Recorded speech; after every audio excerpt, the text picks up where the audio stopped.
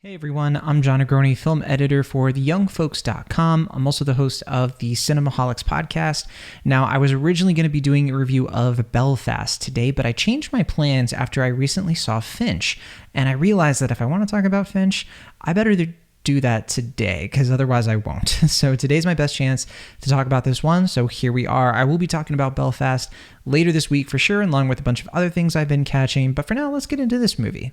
Finch is a new post-apocalyptic sci-fi film directed by Miguel Sapochnik, and I imagine some of you might recall that name from somewhere, but maybe you can't place it. Well, he hasn't directed a film since 2010's Repo Men, but he has popped up repeatedly in some buzzy TV shows like Altered Carbon, Fringe, Falling Skies, and perhaps most notable of all, Game of Thrones, as he happened to direct what is one of my, if not total favorites, episodes of the entire series, easily the best one after season 4, and that's Battle of the Bastards. So he's proven himself a stellar director in terms of action and science fiction and tackling like heady topics, which makes him, I think, a great fit for a movie based on a Fallout video game, or one of the Fallout video games.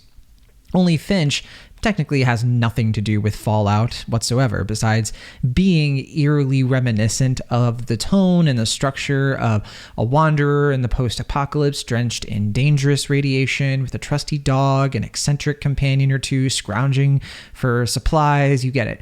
So the wanderer in question is Finch himself, played by a world-weary version of Tom Hanks in one of his most beat-down, defeatist roles in recent memory.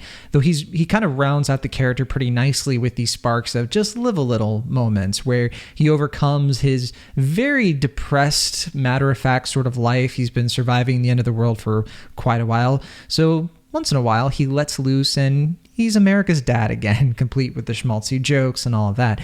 It's been 10 years since a solar flare wiped out the ozone layer in this movie, killing most people from direct contact with the sun.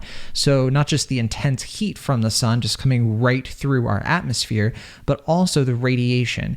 And we learn that almost everyone left on Earth has essentially taken themselves out while scrounging for resources and fighting each other for resources, which is why Finch is a recluse. He doesn't trust anyone, but he does trust his lovable dog, the adorable and unflappable Goodyear, who is a very good boy indeed. And yes, it's Tom Hanks, Goodyear, Lightyear, there's Toy Story jokes you can make. Go ahead if you want to do that. Now, the problem is that Finch knows he's not going to last much longer. He's been surviving for a long time, but he knows it won't last forever. And when he eventually does pass away, he needs someone to look after his dog, Goodyear. So the movie starts with him finishing the construction of a tall, slunched over, and ever-curious robot voiced in staccato autotune by Caleb Landry Jones. And this robot, who was quite literally born yesterday, received all of his knowledge from scanned books as well as a set of axioms and rules given to him by Finch, very iRobot-esque. The way Finch sees it, if he can train this robot to become a human or something close to a human with human emotions and reasoning and common sense, not just the raw knowledge, then Goodyear will almost certainly be well looked after. So yeah, trigger warning for anyone who finds themselves an utter wreck over movies like this where there are dogs and kind-hearted people and it's an apocalypse. These are the roughest of circumstances crashing in all around these characters, and you can compound all of this drama with Finch also being an RV movie as well. So it has a road trip quality that adds even more to that. I feel like I've seen this kind of movie before, but not quite feeling you might have while you're watching it. And that said, this is definitely one of those unique surprises of a movie where the story and the characters progressively get better as it goes along. The early scenes and the atmosphere setting, they are bleak.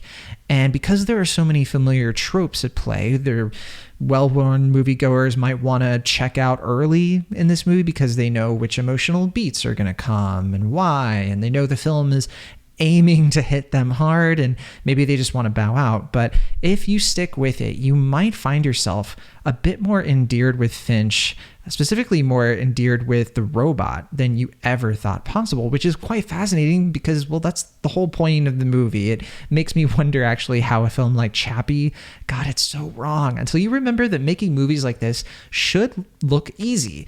That means something is going right. If it looks like effortless, like anybody could make it, that just speaks to how difficult it is to actually pull off a movie like that. Finch is a quietly simple, elegant gem of a sci-fi tale that doesn't deliver much in terms of spectacle or world-shaking special effects, far from it, but it succeeds, I think, quite brilliantly at bringing this robot to life with an almost magical mix of CGI and practical effects. I mean, you can tell that it's not a big budget movie, but what budget they had, they really put in making every scene with this robot really work and feel magical. And I mean magical, considering how difficult I found it to pinpoint what was real and what was spliced over to make the robot look convincing. You know, for all I know, an actual robot was birthed to life for the purposes of the movie. And I'd be none the wiser if that were the case. The difficulty is that there are only two characters offering up the dialogue and the dramatic conflict, and that's Finch and the robot. So after the fourth or fifth time we watch Finch arguing with the robot, yeah, it does get a bit been there, done that. Fortunately, it's not a long movie, and even if you predict a lot of what scenes are going to happen, the flow of everything, the structure, it's pretty formulaic, but also I thought it was easy enough to stay immersed in this world, learning more and more about it, the same way the characters are. I'm not sure if everyone will be fully in love with what Hanks is doing here. There's a bit of an edge to his performance, and they seem to be going for a let's science the you-know-what out of this sort of character, almost like if Matt Damon from The Martian was this guy plucked into the story right after they even both worked for, like, not NASA, but like a space technology company. So Hanks, he brings that effortless Americana charm that he always does, and it balances, I thought, remarkably well against the more high concept themes and presentation of this big baby robot who's always full of fun and surprises. It's not to say it's a super philosophical movie. It really isn't. It is kind of simple, like I said before, but it's an easy recommend for fans of the genre and those looking for a film that can do so much more with so much less compared to a lot of the other blockbusters coming out this past month. I saw this well after seeing Eternals, for example, and yeah, I see a movie like Eternals with such a big budget and doing so much and all these special effects, and it's big and it's bold and it's doing all this stuff, but then I watch Finch and I don't know, I felt like Finch was doing so much more with so much less, and I think that itself is really impressive. Finch is now available to stream on Apple TV+. Universal was originally going to release this movie last year, so yeah, this is another incidental pandemic movie because it was made well before lockdowns and all of that. But yeah, I think some people are going to watch it and maybe it'll feel a little prescient, maybe in a bad way.